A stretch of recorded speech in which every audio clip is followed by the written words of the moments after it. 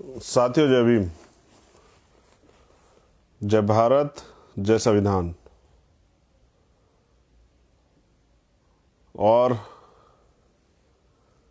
आज एक महत्वपूर्ण लाइव जो भारतीय संविधान दिवस की पूर्व संध्या पर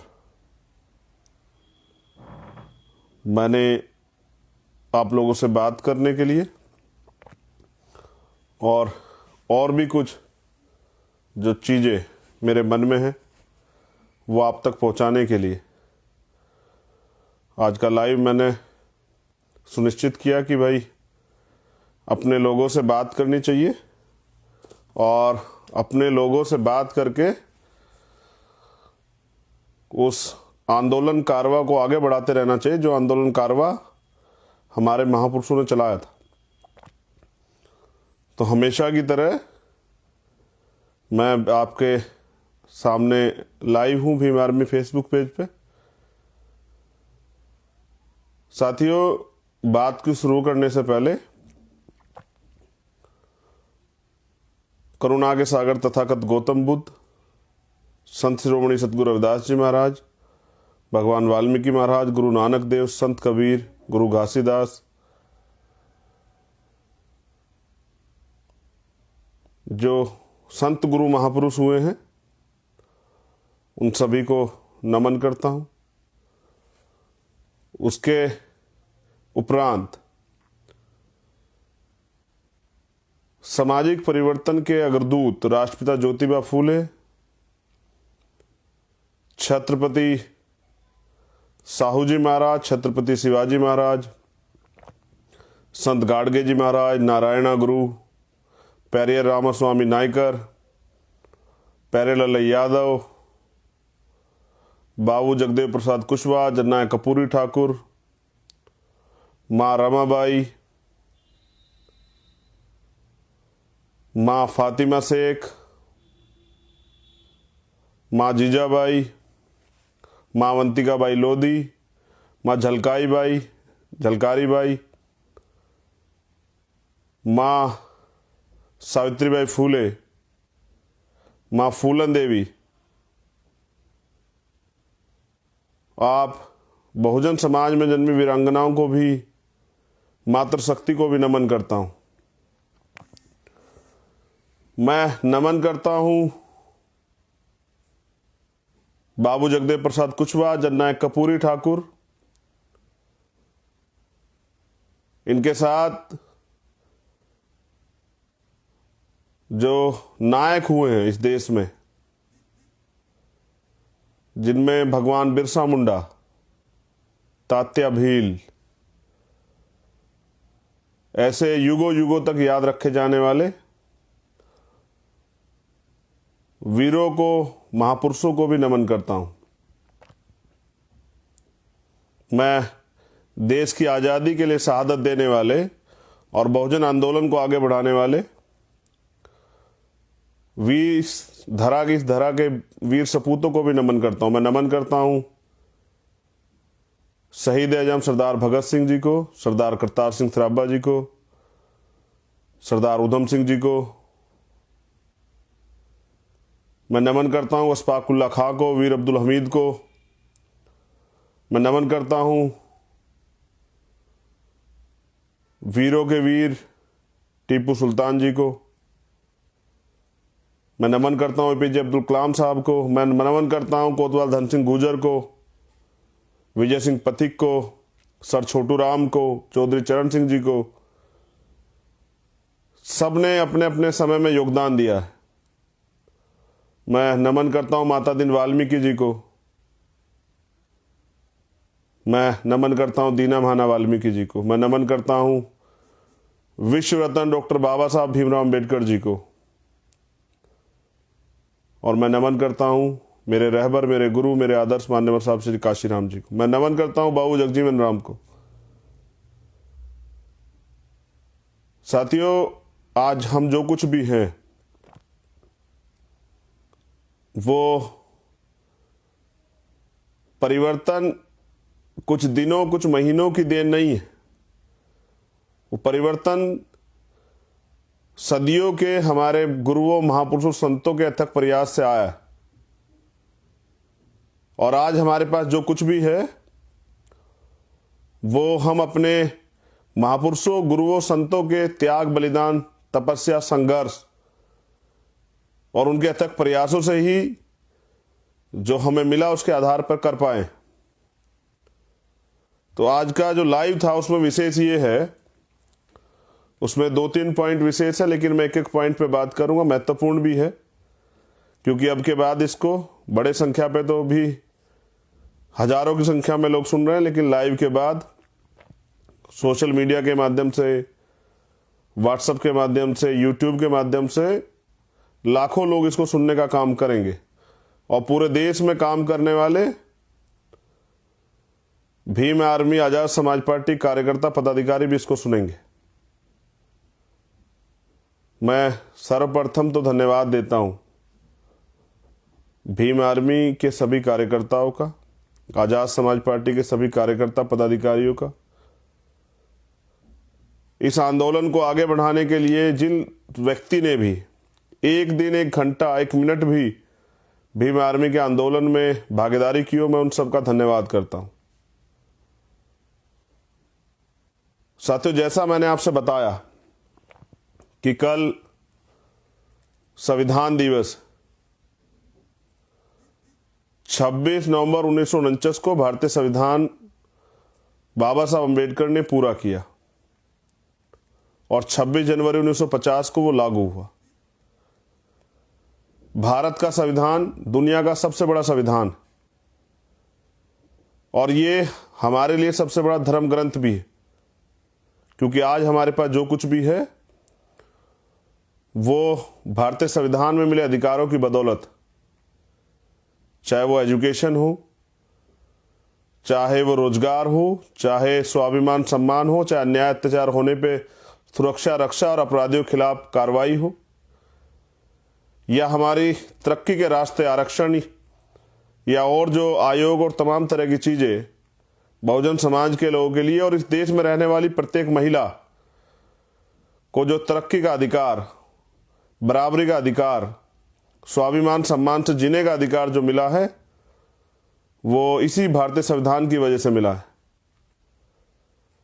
साथियों, पहली चीज तो मेरे बड़ी खुशी की बात यह है कि दिल्ली की जो टीम है हमारी, मैं अभी 2 दिन के महाराष्ट्र दौरे से लौटा हूं और महाराष्ट्र में संविधान जागृति यात्रा भीम आर्मी आजाद समाज पार्टी के साथियों के सहयोग से चल रही। मैं वहां की पूरी टीम का धन्यवाद देता हूं कि वो एक अच्छा प्रयास कर रहे हैं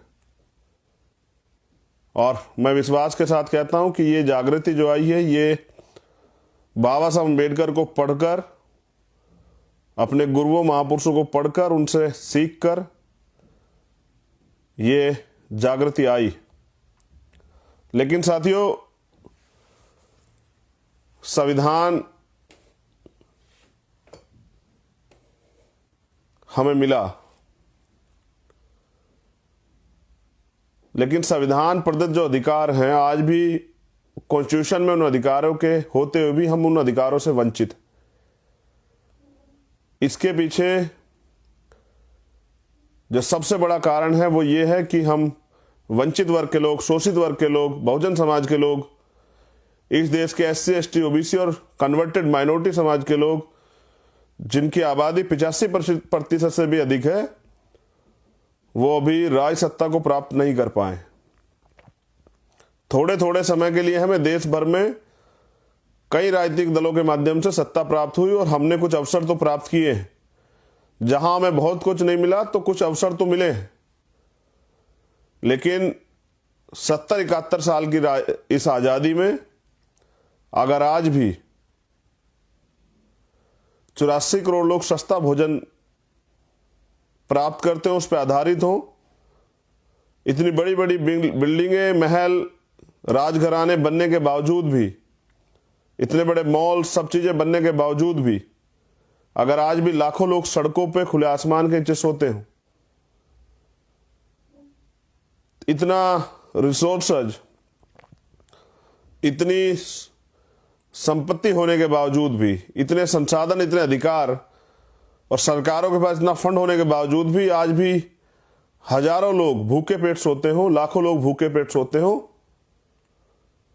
तो मैं समझता हूं कि जो बुनियादी रूप से काम होना था वो अभी नहीं हुआ है। क्योंकि साथियों, मैं अगर सच्चाई आपसे बताऊं तो सच्चाई ये है कि अभी इस देश में आर्थिक गैरबराबरी बड़े पैमाने पे, उस आर्थिक गैरबराबरी की वजह से लाखों करोड़ों लोग तो सुबह उठकर सिर्फ और सिर्फ अपने पेट की रोटी के लिए सोचते हैं, अपने परिवार की रोटी के लिए सोचते हैं। और जो बुनियादी सुविधाएं हैं, कपड़ा, किराया मकान का, बिजली का बिल और तमाम तरह की जो दैनिक जरूरतें, उनके बारे में ये सोच सोच के अपना जीवन उसी संघर्ष में निकाल देते हैं। लेकिन साथियों, क्या भारतीय संविधान को अगर पूर्ण रूप से लागू करा जाए तो क्या कोई बड़ा परिवर्तन हो सकता है? तो इसके लिए मैं इतना ही कहूंगा कि संविधान के भाग 4 में जो नीति निर्देशक तथ्य हैं उनमें से एक पे काम हुआ, जिसको पंचायत राज आयोग कहा जाता है। और जब पंचायत राज आयोग आया तो स्टेट गवर्नमेंट की तरह, सेंट्रल गवर्नमेंट की तरह एक गांव की सरकार भी बनी, एक कस्बे की सरकार भी बनी। और उस सरकार को एक बजट मिला, जिस बजट के जरिए उस गांव की सरकार ने गांव के विकास के लिए काम किया। तो जैसा मैंने आपको बताया कि एक अनुच्छेद पे काम होने से इतना बड़ा परिवर्तन हुआ।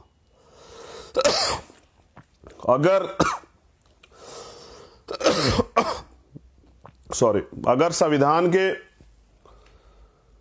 सभी आर्टिकलों को पूर्ण रूप से लागू किया गया तो मैं समझता हूं कि देश दोबारा से सोने की चिड़िया बन जाएगा।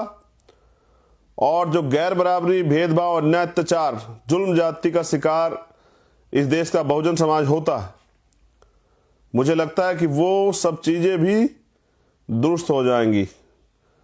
एक प्रभुत, मजबूत, ताकतवर भारत का निर्माण तभी संभव हो पाएगा जब इस देश में समता, समानता, बंधुत्व, भाईचारा स्थापित होगा, बनेगा। अब संविधान दिवस की इस पूर्व संध्या पे मैं ये समझता हूं कि मेरी जिम्मेदारी बनती कि इस देश में जो बहुजन समाज का सबसे बड़ा सामाजिक संगठन भीम आर्मी जो काम कर रहा है, जिसको आप सोशल मीडिया के जरिए, या अभी तो सोशल मीडिया को ही मैं कहूंगा, सोशल मीडिया के जरिए बड़े पैमाने पे या अखबारों के जरिए उसकी खबरें आप पढ़ते रहते हैं। चाहे हिमाचल का कोई मामला हो, हिमाचल से जुड़ी टीम कोई काम कर रही है, या हरियाणा के मामले हो, जिस तरह सामाजिक बहिष्कार हुए, जिस तरह संविधान के खिलाफ, SC/ST एक्ट और आरक्षण के खिलाफ हिमाचल में कार्रवाई, कुछ जो है माहौल खराब किया जा रहा है। जैसे यूपी में तमाम तरह से इतनी घटनाएं हुई, जैसे अभी मैंने बताया आपको कि महाराष्ट्र में संविधान जागृति यात्रा चल रही है, दिल्ली में बहुजन प्रदर्शनी 26 नवंबर और 27 नवंबर को दिल्ली की टीम लगा रही है अंबेडकर भवन, झांसी रानी रोड पे। जो कल मैं खुद भी इस प्रोग्राम में पहुंचूंगा। ये एक बड़ी पहल है। इसका कारण भी मैं आपको बताऊंगा कि इसके फायदे क्या है। मैं धन्यवाद देता हूं दिल्ली की टीम का भी। जिस तरह से अभी मध्य प्रदेश की टीम सामाजिक गैर बराबरी और अन्याय अत्याचार के खिलाफ लड़ाई लड़ते हुए सीनियर टीम जेल रही, जिस तरह अभी छत्तीसगढ़ में आंदोलन हुआ, जिस तरह अभी झारखंड में जो है संघर्ष जारी है, जिस तरह अभी उड़ीसा में आंदोलन जारी है, उत्तराखंड में अभी 15 दिसंबर की एक रैली जो है सत्ता परिवर्तन रैली रखी गई है। यूपी के विभिन्न जिलों में रोज अन्याय अत्याचार के खिलाफ भीम आर्मी आजाद समाज पार्टी के लोग संघर्ष जारी रखते हैं। मध्य प्रदेश और राजस्थान में हमारा आंदोलन लगातार चल रहा है। तो साथियों, जो बहुजन समाज का सबसे बड़ा सामाजिक संगठन है भीम आर्मी, अब भीम आर्मी के लोगों ने ये जिम्मेदारी ली है, भीम आर्मी के सिपाहियों ने जिम्मेदारी ली है, क्योंकि जब भीम आर्मी बनाया गया था उसका प्रथम उद्देश्य यही था कि हम बाबा साहब अम्बेडकर के जो नारे हैं, शिक्षित बनो, संगठित रहो, संघर्ष करो, पे काम करेंगे। हमने स्कूल खोल के, छोटी छोटी पाठशाला खोल के शिक्षित करने का काम किया।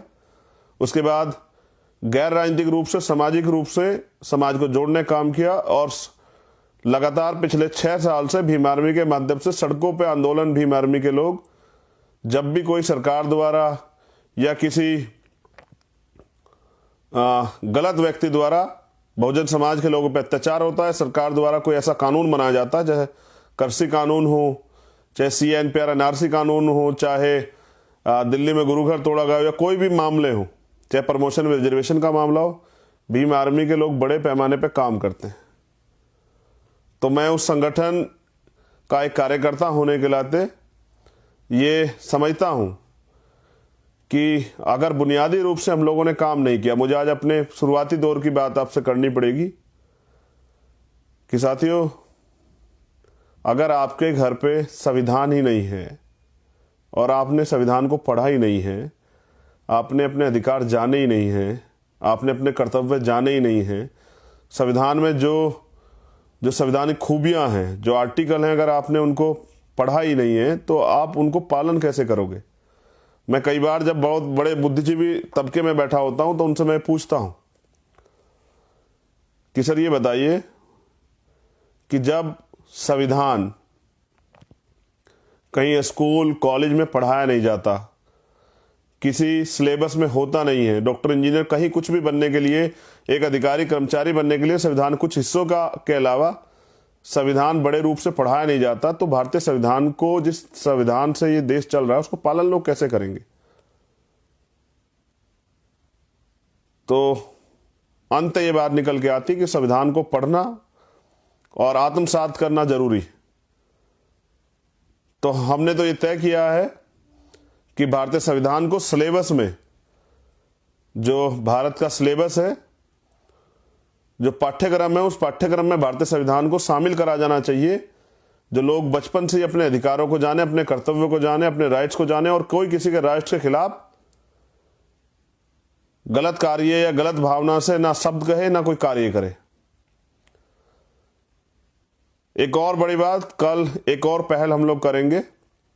कल सुबह से ही मैं आपसे अपील करूंगा कि जितने साथियों ने संविधान जिनके पास हैं, वो संविधान के साथ सेल्फी जरूर क्लिक करें। सेल्फी से कुछ होता नहीं है, लेकिन ये भी जानने की बात है कि हम संविधान के साथ सेल्फी लेके ये भी सुनिश्चित करें कि संविधान को मानने वाले कितने लोग हैं देश के अंदर, संविधान की सुरक्षा करने वाले लोग कितने हैं। क्योंकि जिस तरह से एक राजनीतिक दल, उसकी विचारधारा, जिसको हम भारतीय जनता पार्टी और RSS के नाम से जानते हैं, वो लोग भारतीय संविधान के खिलाफ लगातार काम कर रहे हैं।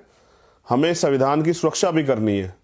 भीम आर्मी जो है वो संविधान का सुरक्षा दल भी है। तो कल हमें सोशल मीडिया के माध्यम से अपनी स्ट्रेंथ भी दिखानी है कि चाहे वो ट्विटर के माध्यम से हो, कोई हैशटैग चला के, या फेसबुक के माध्यम से हो, जो भी विकल्प आपके पास है, या फिर आप अपनी DPI लगाएं, अपने जो अकाउंट्स आपने सोशल मीडिया हैंडल्स पे बनाए हैं उन पे अपनी DP लगा के आप कल भारतीय संविधान के साथ फोटो जरूर खींच लगाएं, जिससे कि ये पता लगे विरोधियों को भी संविधान की रक्षा करने वाले कितने लोग हैं। हम इसको कल इवेंट के रूप में मनाएंगे, क्योंकि मैं तो और भी प्रोग्राम में शामिल होऊंगा, आप भी प्रोग्राम शामिल होंगे, लेकिन अंत संविधान की रक्षा करने के लिए संविधान से हमें मिला क्या, जब आप इस बात को जान जाओगे। और संविधान जब नहीं रहेगा, आपके पास क्या नहीं रहेगा, जिस दिन आपको पता लग जाएगा, तो शायद आपको एहसास होगा कि भारतीय संविधान की रक्षा कितनी जरूरी है और उसकी रक्षा किन किन माध्यम से हो सकती है। तो ये एक नई पहल है, कल देखने को मिलेगा। क्योंकि मुझे याद है बाबा साहब अम्बेडकर ने एक बार अपने अनुयायियों से कहा था कि मुझे मेरे मरने के बाद मरा हुआ मत समझना, जब तक संविधान जिंदा है मैं जिंदा हूं। और क्योंकि अगर इस देश में कोई भी व्यक्ति भारतीय संविधान यानी कि बाबा साहब अम्बेडकर की हत्या करने का प्रयास करेगा, तो हम लोग चुप नहीं रहेंगे। ऐसा हमने पहले भी करके दिखाया, जब हमारे अधिकारों पर डाका पड़ा था 20 मार्च 2018 को फिर उसके बाद 2 अप्रैल का आंदोलन हुआ था देश में, और हमने बताया था कि हम अपने अधिकारों के लिए किसी भी हद तक, यानी कि अपने प्राणों का बलिदान भी दे सकते हैं। तो ये बात हुई 26 नवंबर संविधान दिवस की, जिसको कल आपको मनाना है, लेकिन मनाना नहीं है, अब सिर्फ चित्र नहीं पकड़ना है, संविधान हाथ में एक फोटो खिंचवानी, उसको पढ़ना भी है। कल आप ये सुनिश्चित करेंगे कि आपके मूल कर्तव्य क्या हैं और आपके मूल अधिकार क्या हैं, ये कल आप जरूर पढ़ें, क्योंकि जब आप अपने अधिकारों को जानोगे तभी तो उसका प्रयोग करोगे, और जब आप अपने कर्तव्य को जानोगे तभी तो उस ड्यूटी का पालन करोगे। भाई कहीं आप कोई काम करते हैं तो आपको बताया जाता ना कि आपका क्राइटेरिया क्या है, आपको कहाँ काम करना है, किस क्षेत्र में काम करना है, कितना काम करना है, आपके अंदर क्या क्या चीज़ें आती हैं। तो अभी भारतीय संविधान को ही पढ़ाया नहीं जाता। तो इस देश में व्यक्ति कितना भी पढ़ा लिखा हो, लेकिन अगर संविधान नहीं पढ़ा तो उसको क्या पता संविधान में उसको क्या अधिकार मिले या उसकी संवैधानिक कर्तव्य क्या देश के प्रति। तो ये भारतीय संविधान पे मेरी बात हुई। एक सेल्फी, जिसका मैंने कहा कि भाई सेल्फी हम लोग जो हैं खिंचवाने वाले हैं कल, और सेल्फी के साथ फोटो जो है उसको सोशल मीडिया पे लाने वाले हैं, क्योंकि आज का जो ज़माना है वो सोशल मीडिया का है। और अब मैं यहाँ बैठे भी दुनिया में रहने वाले लोग मुझे सुन रहे हैं, मेरी तो मुझे खुद दिखाई दे रहा है, बहुत सारे NRI जो हैं मेरे भाई और इस आंदोलन के सहयात्री सुन रहे हैं, जो इस मेरे साथ ही समकालिक आंदोलन को आगे बढ़ाने काम कर रहे हैं। तो ये एक बड़ा नेटवर्क है, बड़ा प्लेटफार्म है, जिसके जरिए मैं दुनिया में आज मुझे सुना जा रहा है। तो मैं समझता हूँ कि मैं धन्यवाद करता हूँ बाबा साहब अम्बेडकर का कि उनकी वजह से यह अवसर हमें मिला, क्योंकि अगर अवसर नहीं मिलेगा तो हम क्या कर सकते हैं इसका पता कैसा लगेगा, हम किस तरह से दिखा सकते हैं कि हमारे अंदर कितनी ताकत है। सोचिए अगर आपको पढ़ने का अवसर ना मिले तो आप जब पढ़ोगे नहीं तो IAS IPS डॉक्टर इंजीनियर कैसे बनोगे। तो जब आपको पढ़ने का अवसर मिलेगा तभी तो आप अपनी स्ट्रेंथ, अपनी ताकत, अपनी क्षमता और अपने ज्ञान का प्रदर्शन कर सकते हैं। तो जब बाबा साहब को यहाँ पढ़ने का समय मिला वो यहाँ पढ़े, किन परिस्थितियों में पढ़े ये आपने भी देखा, कितने अपमान सह के पढ़े, लेकिन पढ़े। उसके बाद वो विदेश में जाके पढ़े, और एक समय आया कि वो भारत के संविधान लिखने के लिए इस देश में रहने वाले सभी नेतागणों को जरूरत पड़ी बाबा साहब अम्बेडकर की, और बाबा साहब अम्बेडकर के अथक प्रयास से ये संविधान पूरा हुआ। तो ये भारतीय संविधान की बात हुई। अब मैं कुछ इंपॉर्टेंट बात आपसे एक और कर लूं। 3 दिसंबर मेरा जन्म दिवस है,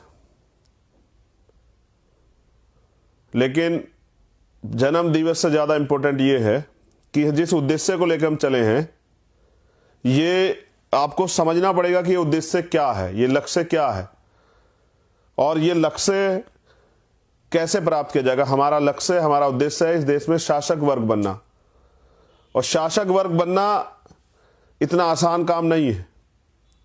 शासक वर्ग बनना यानी कि कानून बनाने की शक्ति अपने हाथ में लेना, यानी कि अपनी तरक्की के रास्ते खोलना, यानी कि गुलामी की दीवारों को, गुलामी की जंजीरों को काट देना। बाबा साहब अम्बेडकर ने आपको बहुत दिन पहले कहा था कि जाओ अपने घर की दीवारों पर लिख दो कि हम इस देश के शासक हैं, या हमें इस देश का शासक बनना है। आप मेरी छोड़िए, मैं तो एक अदना सा सिपाही हूं, छोटा सा इस मिशन का। लेकिन क्या आपने बाबा साहब अम्बेडकर की बात मानी? क्या आपने अपनी घर की दीवारों पर लिखा? और अगर आपने दीवारों पर नहीं लिखा या लिखा तो क्या आपने शासक बनने का प्रयास किया? तो आज आत्मचिंतन, आत्माकलन की जरूरत आ चुकी है कि बाबा साहब द्वारा जो संविधान प्रदत्त अधिकार है वो भी छीनने की कगार पे है। जिस तरह सारे सरकारी सिस्टम को प्राइवेट करके आरक्षण व्यवस्था खत्म की जा रही, जिस तरह से आज भी भूमिहीन है बड़े पैमाने पे इस देश का वंचित वर्ग जो है, जिस तरह से आप जब अपने अधिकारों के लिए बात करते हो तो आपको पुलिस का अन्याय और जुल्म का शिकार होना पड़ता, जिस तरह से आज भी एट्रोसिटी, आज़ादी के 70-71 साल बाद भी आज भी रेप, हत्याएं, सामूहिक बहिष्कार, सामूहिक नरसंहार, घर जला देना, घोड़ी से उतार देना, मूछें रखने पर अपमानित करना, इसके अलावा तमाम तरह का सोशल बाइकआउट और तमाम तरह की और परेशानियां, भेदभाव, अपमान, ये सब आज भी आपको सहना पड़ता है। तो भारत में कितनी प्रगति हुई है? क्यों किसी ने इसको अपना दर्द नहीं समझा? क्यों किसी ने इसको दर्द समझ के वंचित वर्ग के लोगों की का जो उपवास उड़ाया जाता, अपमान उड़ाया, क्यों उसको ये नहीं समझा कि इस परेशानी को, इस बीमारी को भी खत्म करना चाहिए? क्यों ये जातिवादी व्यवस्था, जो जाति व्यवस्था है, वो इस देश के इन राजनीतिक दलों के मैनिफेस्टो में क्यों नहीं है? तो मेरा जवाब उस पर यह है, क्योंकि उनको इससे परेशानी ही नहीं है। कुछ लोग इस देश में गैर बराबरी पर आधारित इस जाति व्यवस्था को बना के रखना चाहते हैं, जो इंसानों को बांटने का काम करते हैं। जितना जातियों में बटा रहेगा इंसान, उतना ही भाईचारा नहीं बनेगा, और जब भाईचारा नहीं बनेगा तो देश में एकता कैसे आएगी? और जब हम एकजुट नहीं होंगे तो हम इस देश की तरक्की के लिए लड़ेंगे कैसे? अभी तो हम के पर्टिकुलर जातियों की, धर्मों की लड़ाइयां लड़ रहे हैं। तो मैं समझता हूं धीरे धीरे मेरे विरोधी लोग भी जब इस बात को समझेंगे और इस बात को महसूस करेंगे कि हम लोग परिवर्तन की लड़ाई लड़ रहे हैं और परिवर्तन की शुरुआत आज नहीं तो कल होनी है, तो मुझे विश्वास है कि वो भी इस बात का समर्थन करेंगे कि अगर आज भारत कई कारणों से पीछे है, उसका सबसे बड़ा कारण इस देश में फैला बड़े पैमाने पर जातिवाद है। और जो जातिवाद से मुक्ति की बात करते हैं, जातिहीन समाज बनाने की बात करते हैं, वो इस देश का चरित्र है कि उन्हीं लोगों को जातिवादी कह के और ये बताने का प्रयास किया जाता है कि भाई ये लोग जातिवाद को बढ़ावा दे रहे हैं। बाबा साहब अम्बेडकर ने 1,500 जातियों में बटे शेड्यूल कास्ट को, 1,500 करीब जाति में बटे शेड्यूल ट्राइब को, 3,000 करीब 3,700 कुछ जातियों में बटे अन्य पिछड़े वर्ग के लोगों को, बैकवर्ड समाज के लोगों को एकजुट करके वर्गों में बनाने का काम किया, जिसको SC ST OBC कहते हैं। और भी बहुत सारे लोगों को माइनॉरिटी के जरिए एकजुट करने का काम किया। बाबा साहब अम्बेडकर ने तो प्रयास किया था कि इन वर्ग के लोगों में एकता बने, लेकिन इस ब्राह्मणवादी मनुवादी व्यवस्था ने इनको जातियों के आधार पर तोड़े गए समाज को जुड़ने नहीं दिया गया और इनको बताया कि आप उस जाति से ऊंचे हो, आप उस जाति से नीचे हो और आपको इस जाति के साथ नहीं खड़ा होना है, आपका सामाजिक अपमान होगा। इसीलिए हम लोग एकजुट नहीं हो पाए। तो जातिहीन समाज बनाना है, भाईचारा बनाना है, इसका प्रयास भी हम लोग करना पड़ेगा। अब मैं एक बहुत जरूरी बात जो मुझसे जुड़ी, मेरे जन्मदिन से जुड़ी, साथियों, हम प्रैक्टिकल के दौर में, ये कोई पिक्चर नहीं चल रही है, ये कोई कहानी नहीं चल रही है, ये हर घर की कहानी जो आज आपके सामने है। और मैं ये बात आपसे जरूर रखना चाहता हूं, क्योंकि हम राजनीतिक दल नहीं चला रहे हैं, आंदोलन चला रहे हैं। कोई जो बात मैं आपसे कहने वाला हूं, कोई राजनीतिक दल का नेता कार्यकर्ता भी आपको कहे तो आप मुझे बताना। आप अपने खुद से सोचना कि चंद्रशेखर आजाद क्या कह रहे हैं। इस बात को कहने के लिए कितना बड़ा दम चाहिए। साथियों, 3 दिसंबर को मेरा जन्मदिन है और मुझे पता है कि आप मेरे जन्मदिन को अपने घरों पे, कार्यालयों पे मनाने वाले, और आप उसमें तमाम तरह के खर्चे भी करेंगे। भाई केक मंगाएंगे या और कोई काम करेंगे या गुब्बारे लगाएंगे, मतलब जो भी आप कर सकते हैं उसको आप प्रयास करेंगे। साथियों, मेरी आपसे अपील है, हमें अपने कार्य को आगे बढ़ाना, हमें अपने उद्देश्य को पूरा करना है। और जैसे शरीर को रक्त की जरूरत होती है, वैसे आंदोलन को आगे बढ़ाने के लिए वित्त की जरूरत होती है, धन की जरूरत होती है। मेरी आपसे, पूरे देश में जो भीम आर्मी, आजाद समाज पार्टी के लोग काम करते हैं और जो बहुजन समाज के लोग हैं जो इस आंदोलन को आगे बढ़ता देखना चाहते हैं, क्योंकि अगर वो आज नौकरी पे हैं या व्यवसाय कर रहे हैं तो ये आज की देन नहीं है, ये हमारे पुरखों के संघर्ष का प्रयास है, तब जाके हमें प्रतिनिधित्व मिला है। और जो प्रतिनिधित्व हमें मिला है, जिसके आधार पर आप आगे बढ़े हैं, उसके लिए आपकी भी कुछ जिम्मेदारी बनती है कि उस आंदोलन को चलाने के लिए पे बैक टू सोसाइटी को आप जिंदा रखें। साथियों, मैं अकेला सब कुछ नहीं कर सकता हूं, हम सब मिलकर बदलाव कर सकते हैं, हम सब मिलकर इस व्यवस्था से लड़ सकते हैं। एक तरफ तमाम तरह के बड़े बड़े दल हैं जिनके पास बड़े बड़े ऑफिस हैं, बड़ी बड़ी गाड़ियां हैं, उनके पास विधायक हैं, MP हैं, उनके पास बिजनेसमैन हैं, तमाम तरह के लोग। लेकिन मैंने जब अपने रहबर मान्यवर काशीराम साहब को आंदोलन चलाते देखा और जब मैंने उनको पढ़ा और जाना, तो उन्होंने कहा कि आंदोलन अपने सहारे और इशारे पे चलता है। तो मैं आपसे निवेदन करता हूं कि जिस दिन मेरा जन्मदिन है, उस दिन आप और कोई खर्चा ना करके, जिस तरह से आप धार्मिक स्थलों पे लंबे समय से जाकर लाइन में खड़े होके अपनी जिम्मेदारी को अदा करते हैं, अपने इष्ट को, अपने जिसको भी आप मानते हैं उसको नतमस्तक होते हैं, तो साथियों, इस आंदोलन को चलाने के लिए जो सहयोग की जरूरत, पार्टी का अकाउंट नंबर आपके समक्ष है, आपकी जानकारी में मैं डाल भी दूंगा कल भी। मैं चाहता हूं कि पूरे देश से कार्यकर्ता जो भी सहयोग करना चाहते हैं, क्योंकि यूपी और पंजाब, उत्तराखंड, 3 स्टेट में तो इलेक्शन है 2022 का। और जैसे मैंने कहा, कोई अगर सहारा देगा तो इशारा भी देगा। और ये आंदोलन इशारों पे नहीं चलता है। ये आंदोलन तो बाबा साहब अम्बेडकर से पहले राष्ट्रपिता ज्योतिबा फूले, उनसे उनके बाद जो है मान्यवर काशीराम साहब और हमारे और महापुरुषों ने चलाया।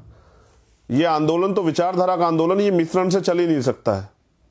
और मैंने जो कहा कि आज जो कारपोरेट सेक्टर है, जो तमाम तरह का जिससे हमें परेशानी है, वो सब चीजें उन लोगों के हाथ में जो लोग इस व्यवस्था को बनाए रखना चाहते हैं।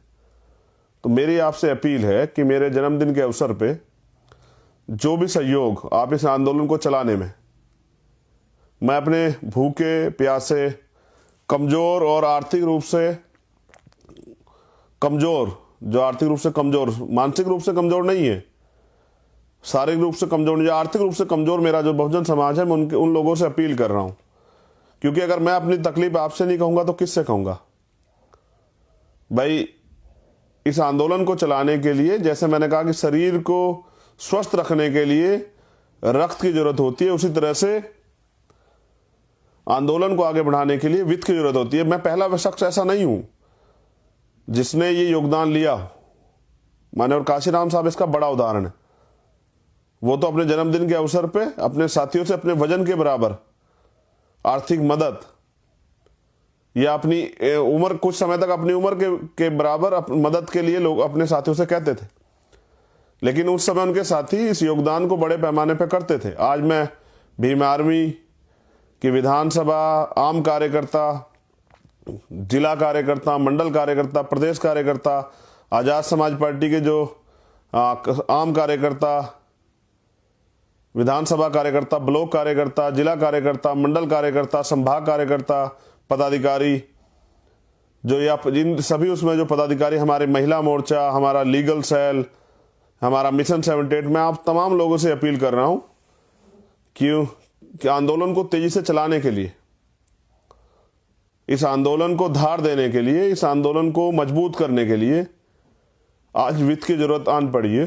तो क्योंकि मैंने कभी, आप इस बात को जानते हैं, कभी मैंने व्यक्तिगत अपने परिवार के लिए इस आंदोलन से आपसे अपील नहीं की है, लेकिन इस आंदोलन को चला के रखने और उन तमाम ताकतवर लोगों से टकराने के लिए, टकराने का मतलब उनका सामना करने के लिए, आने वाले समय में जब आंदोलन मजबूत होगा, उनकी साजिशों से, उनके तमाम तरह के हमलों से सतर्क रहने के लिए मुझे इस आंदोलन में आपकी आवश्यकता है। आप खुद भी समझते हैं घर कैसे चलता है, आप इस बात को जानते हैं। ये भी आपका परिवार है और ये विचारधारा फले फूले, ये आंदोलन मजबूत हो और इस आंदोलन के जरिए बाबा साहब अम्बेडकर और माननीय काशीराम साहब का सपना पूरा हो। इसलिए मुझे आपके सहयोग की जरूरत है। लापरवाही ना करें, इस आंदोलन को मजबूत करें। मैं समय समय पर आपसे मांग करता रहूंगा, क्योंकि मुझे आप ही का सहारा चाहिए और आप ही से इशारा लेना है। और जिन परिस्थितियों में आंदोलन चल रहा है आप लोग उससे बेहतर वाकिफ है। किस तरह से हमारे कार्यकर्ता सस्ते संसाधनों का प्रयोग करके इस आंदोलन को आगे बढ़ाने का काम कर रहे हैं। तो मेरी ये अपील है कि मानव कल्याण और समता, समानता, बंधुत्व, भाईचारे और भारतीय संविधान की रक्षा के इस आंदोलन में आप भी अपना योगदान दें। आप अपने आप से सवाल करें कि आपका क्या योगदान है आंदोलन में। जो लोग शारीरिक रूप से समय दे रहे हैं, मैं उनका तो धन्यवाद करता ही हूं, लेकिन जो लोग आगे बढ़ने का काम कर रहे हैं, प्रयास कर रहे हैं, मैं उनसे भी अपील करता हूं कि भाई आपको भी आत्मचिंतन करना चाहिए कि आपका योगदान क्या है। आपके ऊपर भी उतना ही कर्ज है जितना मेरे ऊपर। क्योंकि साथियों, ये मांग भी इसलिए करनी पड़ रही है, मैं इस बात को दोहराना नहीं चाहता, लेकिन आपसे कहनी पड़ेगी कि अगर धन इकट्ठा करना मेरा या इस आंदोलन का मकसद होता तो वो तो फिर इसको आंदोलन को चलाने की जरूरत नहीं थी। फिर तो किसी भी दल से की पार्टी ज्वाइन करके और विधायक एमपी बन के धन कमाया जा सकता था, बंगले गाड़ियां अरेंज की जा सकती थी, फार्म हाउस बनाए जा सकते थे। लेकिन उससे मेरा लाभ हो सकता है, इस देश के करोड़ों वंचित वर्ग के लोगों का लाभ नहीं होगा। इस देश के करोड़ों वंचित वर्ग के लोगों का लाभ तब होगा जब इस विचारधारा, जो बहुजन विचारधारा, उससे जुड़ा हुआ जो आंदोलन है वो ताकतवर होगा और उस आंदोलन के जरिए उनकी तरक्की के रास्ते खुलेंगे, उनकी भारतीय संविधान के जो संविधान प्रदत्त अधिकार हैं वो लागू होंगे। तो हम लोग लगातार संघर्ष कर रहे हैं। आप जानते हैं देश का कोई कोना हो जहां मेरी जरूरत होती है, भीम आर्मी के लोग जरूरत होती है, हमारे सभी राष्ट्रीय स्तर के पदाधिकारी आज भी अपने अपने क्षेत्रों में जाके काम कर रहे हैं, हमारे सभी लोग काम कर रहे हैं। तो और लगातार वोट भी बन रही है, उस पर भी फोकस रखें, अपने संगठन को भी दुरुस्त रखें, अपनी जिम्मेदारियों को समझें। तो मेरी ये आपसे अपील है, विनम्र अपील, दबाव नहीं है, क्योंकि काशीराम साहब कहते मैं अकेला ही चला था मंजिले जानिब, लोग मिलते गए और काफिला बनता गया। तो मैं समझता हूं कि काशीराम साहब ने यह भी कहा कि अगर भाई जो जितनी दूर साथ चल सकता है वो उतनी दूर साथ चले। अब ये आंदोलन है, इसमें सब लोग तो नहीं टिकेंगे। जिन लोगों के जो लोग जुड़े हैं और उनके जो व्यक्तिगत उनकी महत्वाकांक्षा अगर वो पूरी नहीं होगी तो वो चले जाएंगे, लेकिन हमें आंदोलन तो नहीं रोक सकते, क्योंकि ये आंदोलन तो जिंदा रखना है। ये आंदोलन जिंदा नहीं रखेंगे तो हम पिछली लाइन में खड़े हो जाएंगे और फिर समझिए कि दूसरों की तरह इस विचारधारा का अंत हो जाएगा। इस विचारधारा का अंत नहीं होने देना। ये विचारधारा जिंदा है तो हमारे महापुरुषों का त्याग बलिदान जिंदा है। तो मेरी विनम्र अपील है कि कोई भी साथी मेरी बात से हटके कोई अनावश्यक खर्चा ना करे, और वो जो खर्चा आप मेरे जन्मदिन के अवसर पर करना चाहते हैं उस खर्चे से मैं आपसे अपील करूंगा कि कल मैं पार्टी का अकाउंट नंबर दोबारा से भीम आर्मी फेसबुक पेज पे और ट्विटर अकाउंट्स पर डलवाऊंगा। मेरे आपसे निवेदन है कि आपका समय तो खर्च होगा बैंक जाने में, लेकिन इस आंदोलन को आगे बढ़ाने के लिए मुझे आपके मदद की जरूरत है। आप जो आपके लिए सक्षम हो, जो आप योगदान देना चाहते हैं उस आंदोलन में योगदान जरूर दें। और मैं समझता हूं कि मैं आज से ही उस दिन का ब्यौरा भी आपको दूंगा मेरे जन्मदिन के बाद, कि कितना मदद जो है, कितने लोग, मदद का मतलब कितने लोग तैयार हो पाए हैं सामाजिक परिवर्तन, आर्थिक मुक्ति के इस आंदोलन को, स्वाभिमान सम्मान का इस आंदोलन को आगे बढ़ाने के लिए। साथियों, ये स्वाभिमान का आंदोलन है और स्वाभिमान का आंदोलन अपने कंधों पे, अपने स्वावलंबन से चलता है, अपनी मेहनत से चलता है। तो अपने आंदोलन को किसी दूसरे के भरोसे न छोड़ते, आप अपने आंदोलन को मजबूत कीजिए। कल के लिए मैंने आपको बता दिया है कि हम लोग जो दिल्ली की टीम ने, Azad Samaj party Bhim army team ने प्रदर्शनी लगाई, हम लोग उसमें शामिल होंगे, अंबेडकर भवन, झांसीरानी रोड, दिल्ली। उसके बाद जो दिन में मैंने कहा कि सुबह में संविधान के साथ हम लोग सेल्फी लेके जरूर डालेंगे। और कल सभी लोग, मैं अपने कार्यकर्ता पदाधिकारियों से भी कभी भी पूछ सकता हूं जब मैं मीटिंगों में जाऊंगा, कल सभी लोग जिम्मेदारी से, जब हम संविधान दिवस मनाएं तो सिर्फ चित्र, जैसा मैंने कहा, चित्र नहीं पकड़ना है, चरित्र भी पकड़ना है। तो जो इस बार हम जो भारतीय संविधान में आपको मौलिक अधिकार मिले और जो संवैधानिक ड्यूटियां हैं, फंडामेंटल ड्यूटियां आपकी जो हैं, मूल कर्तव्य जो हैं, फंडामेंटल राइट और फंडामेंटल ड्यूटियां, ये सभी आपको पढ़नी है।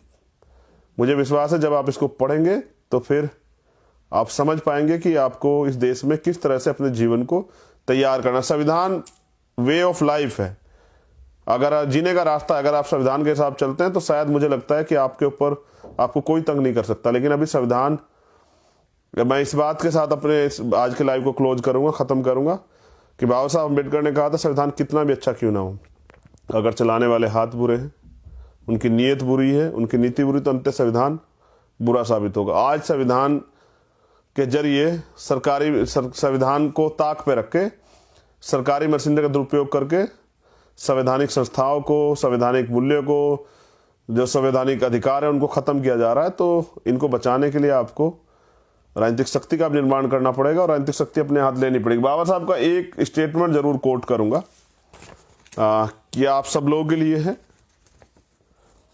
कि मेरे लोगों को बताओ, मैंने जो कुछ भी किया वह मैं अभिशापित विपत्तियों से जूझते हुए तथा अनगिनत रुकावटों का सामना करते हुए तथा जिंदगी भर कदम कदम पर विरोधियों से संघर्ष करते हुए कर पाया हूं। इस कारवा की वर्तमान स्थिति को मैं बहुत कठिनाई से यहां तक लाया हूं। रुकावटों के बावजूद आपको इसे आगे बढ़ाना है। अगर मेरे अनुयायी इसको आगे ना बढ़ा सके तो किसी भी हालत में इस कारवा को पीछे ना जाने दे। यही मेरे लोगों के लिए मेरा संदेश है। बाबा साहब अम्बेडकर ये कहते हैं कि मैं अथक और कठिन प्रयासों से, और अभिशापित यानी कि जो उस समय की जो हालात थी कि कोई अधिकार नहीं थे और पढ़ना पड़ रहा था तो बाहर अपमानित होकर पानी पीने के लिए भी इंतजार, और किस तरह से आप जान रहे हैं, आपने पढ़ा होगा। तमाम परेशानियों के बावजूद बाबा साहब अम्बेडकर ने ये अधिकार हमें दिलाए। तो उन्होंने कहा अगर आप इस कारवां को आगे नहीं ले जा पाए, आगे नहीं ले जा सकते, इसको पीछे मत जाने देना। हम सबकी जिम्मेदारी बनती है जो भीम आर्मी आज़ाद समाज पार्टी से जुड़े हुए हैं, जो इस विचारधारा जुड़े हुए हैं, कि इस कारवां को भी, जिसको आप यहाँ तक खींच के लाए हैं, अपने खून पसीने सींच के लाए हैं, जिसके लिए हजारों लोगों ने जेल काटी, आंदोलन किए हैं, उसको अगर आप आगे नहीं ले जा सकते तो पीछे मत जाने देना। इसलिए मैंने आपसे ये अपील की है। बहुत बहुत धन्यवाद। जय भीम, जय भारत, जय संविधान। और 26 नवंबर की आप सभी को हार्दिक मंगल कामनाएं। भारतीय संविधान जिंदाबाद था, जिंदाबाद है और जिंदाबाद रहेगा। और हम सब लोग भारतीय संविधान की रक्षा करेंगे। विरोधी इस बात को जान ले कि भारतीय संविधान का अपमान किसी भी कीमत पर नहीं सहा जाएगा। जय भीम, जय भारत।